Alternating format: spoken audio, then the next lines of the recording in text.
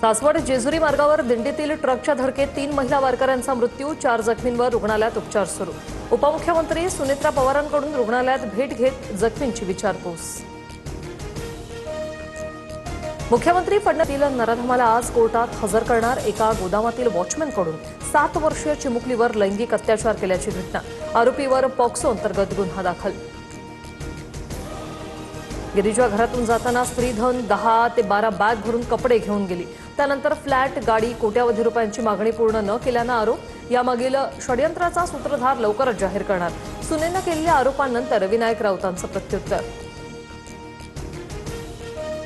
हिंदुत्वाच्या नावावर लुटीचा कार्यक्रम सुरू। जागे व्हा। राम मंदिर चोरी प्रकरणावरून उद्धव ठाकरे आंदोलन करणार। 18 तारखेला नागपुरात रामरक्षा आंदोलन करणार। फडणवीस सदस्य असलेल्या मंदिराची ठाकरेंकडून निवड।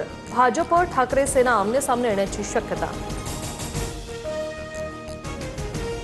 राम मंदिरातील दानचोरी प्रकरणी सुप्रीम कोर्टाची केंद्र सरकारसह मंदिर ट्रस्टला नोटीस। तर प्रकरणाचा अहवाल सादर करण्याचे एसआयटीला आदेश। 20 जुलैला पुढील सुनावणी होईल। ठाण्यात भर रस्त्यात दुचाकीस्वाराच्या डोक्यावर बॅनर कोसळला। 3 हात नाका परिसरातील ही घटना। थरारक व्हिडिओ व्हायरल। सुदैवानं दुचाकीवर प्रवास करणारे थोडक्यात बचावले।